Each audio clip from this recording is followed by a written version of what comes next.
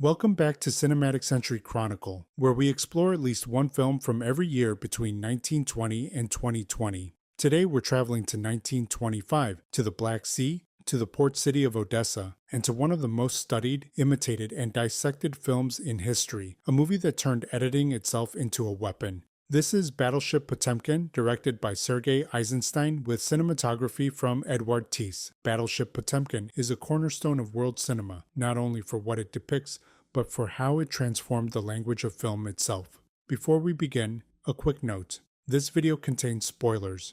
Please go watch the film and come back if you haven't watched it. And lastly, please forgive any mispronunciations that may occur. I appreciate your understanding. The story begins aboard the battleship Potemkin in 1905. Sailors endure rotten food, maggot-infested meat, and the rigid discipline of their officers. When they protest, the captain orders them executed, but the firing squad refuses to shoot. What follows is a mutiny, a revolt that spills beyond the ship to the port city of Odessa, where citizens rise up in solidarity. The plot itself is simple, almost elemental. But Eisenstein wasn't aiming for psychological realism or character-driven drama. He was aiming for symbolic cinema, a film that could rally emotions and ideas through images and rhythm rather than dialogue or performance. This approach was rooted in a new Soviet artistic philosophy known as montage theory, the belief that meaning in film isn't found within a single shot, but in the relationship between shots. Eisenstein described montage as a collision of images, two contrasting visuals placed side by side to spark a new idea in the viewer's mind. It's the difference between seeing and understanding.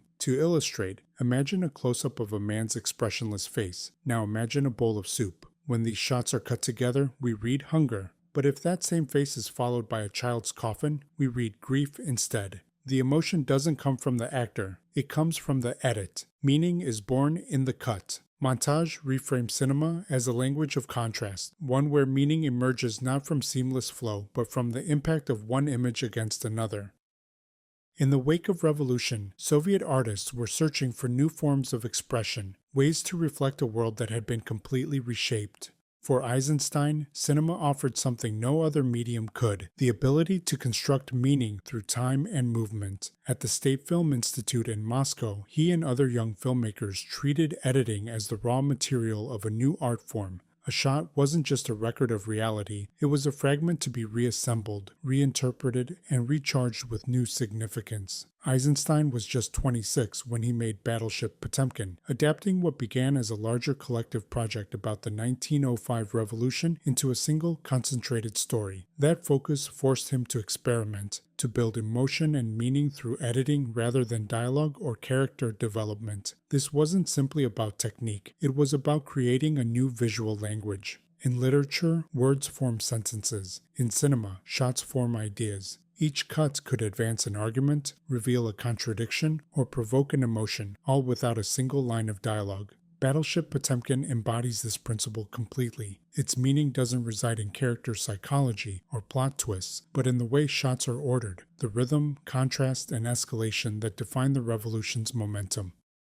The film opens with waves crashing against the shore, a rhythmic image that seems to echo the unrest about to rise. Immediately after, a title card appears, reading, "Revolution is war. It is the only lawful, rightful, just, and truly great war of all the wars known to history. In Russia, this war has been declared and begun." That statement, adapted from Lenin's writings, sets the film's tone. This isn't merely a mutiny, it's a declaration of moral and historical necessity. Throughout Potemkin, Eisenstein fills the frame with visual metaphors like this. Early on, the officers are often framed against the ship's massive cannons, symbols of authority and hierarchy, but also of the violence that will soon turn back upon them. Later, after the sailors seize control, the tone shifts. Eisenstein cuts to the funeral procession of Vakulinchuk, the first sailor to fall in the uprising. A title reads, "And the one who first raised the cry of rebellion was the first to fall by the hand of the executioner." Here, the individual becomes emblematic. Vakulinchuk is no longer just a character, he's transformed into an image of sacrifice. His body, laid out for public mourning, becomes both shrine and signal, a moment that unites private grief with collective purpose.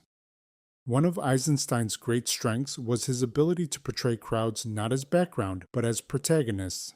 In Battleship Potemkin, individuals rarely stand alone. Each face is part of a larger movement, a single pulse building toward collective action. On the Odessa docks, the citizens first appear as onlookers, curious about the mutiny offshore. But curiosity turns quickly to outrage, and outrage into unity. Their gestures, glances, and shouts ripple outward through the crowd, spreading like an emotional chain reaction. Cinematographer Edouard Tisse captures this transformation through composition and rhythm. His close-ups isolate faces, old, young, weary, defiant, while wider shots reveal those same faces blending into one enormous, breathing mass. The people themselves become the film's emotional engine. As the crowd surges through the port, the movement of bodies begins to mirror the imagery from the film's opening, the crashing waves that introduce the story. Now, that tide has taken human form. The people of Odessa move with the same relentless force, an uprising swelling toward the inevitable confrontation on the steps. In one of the film's most striking sequences, townspeople bring food and supplies to the ship.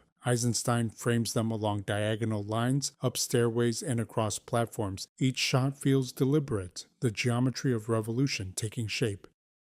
The tide that began on the docks finally reaches the city. Crowds pour into the streets and gather on the grand staircase overlooking the harbor, waiting to greet the Potemkin. What began as solidarity now swells into celebration, a sense that revolution has arrived. But from the top of the steps, order reasserts itself. The Tsar's soldiers appear, a dark wall of uniforms and rifles. Eisenstein frames them from a low frontal angle, turning the column of men into an advancing machine. Each volley of gunfire cuts to the chaos below, civilians running, stumbling, reaching for fallen loved ones. The rhythm of the editing quickens. Shots grow shorter, movements sharper, until the violence feels mechanical and inescapable. Amid the chaos, Eisenstein isolates moments of unbearable intimacy. A boy is trampled in the stampede. His mother finds him, lifts his body, and carries him up the steps toward the soldiers, pleading for mercy. Her cry cuts through the noise, a moment of human grief that halts the crowd's momentum until she's struck down.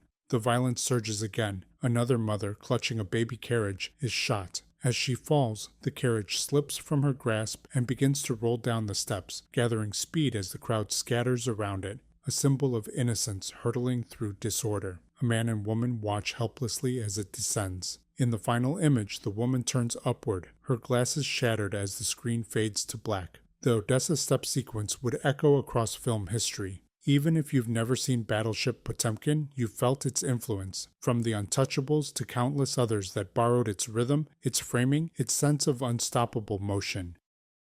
What makes the Odessa Steps sequence so powerful isn't just what happens, but how it happens. Eisenstein uses editing to stretch and compress time, reshaping our sense of space through rhythm rather than geography. The scene unfolds in fragments, boots striking stone, faces turning in panic, hands gripping railings. The sense of scale grows, not from a single wide shot, but from the accumulation of these details. The point of view shifts constantly. The soldiers, the victims, the bystanders, even the unseen perspective of the crowd itself. By cutting between these vantage points, Eisenstein transforms the event into something larger than realism, an emotional architecture built from fragments of motion. Later in his writings, Eisenstein identified several kinds of montage: metric, based on shot length; rhythmic, based on movement within the frame; tonal, guided by emotional intensity; overtonal, combining the first three; and intellectual, where ideas emerge from the collision of contrasting images. The Odessa Steps sequence embodies the principles of overtonal montage, using rhythm, emotion, and movement to give structure and intensity to what we see on screen.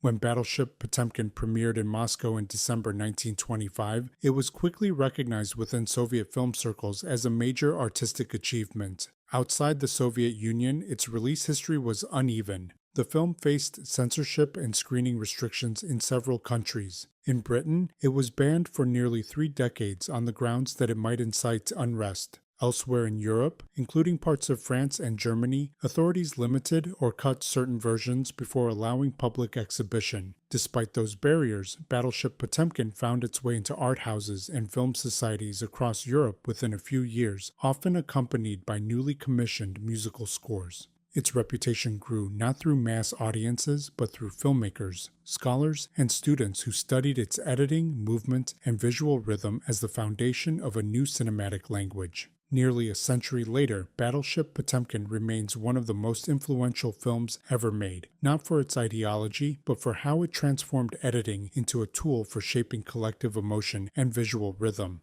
Its images still feel immediate, the sailors defying authority, the mother on the steps, the baby carriage tumbling down the stairs, preserved fragments of a moment when cinema discovered its power to move through editing alone. Next time on Cinematic Century Chronicle, we'll stay in 1925 and descend into the shadows of the Paris Opera House for The Phantom of the Opera, a landmark in early horror that turned spectacle, makeup, and set design into pure cinematic expression. Subscribe and join me as we continue to chronicle 100 years of film, one story at a time. Until next time, have a great rest of your day.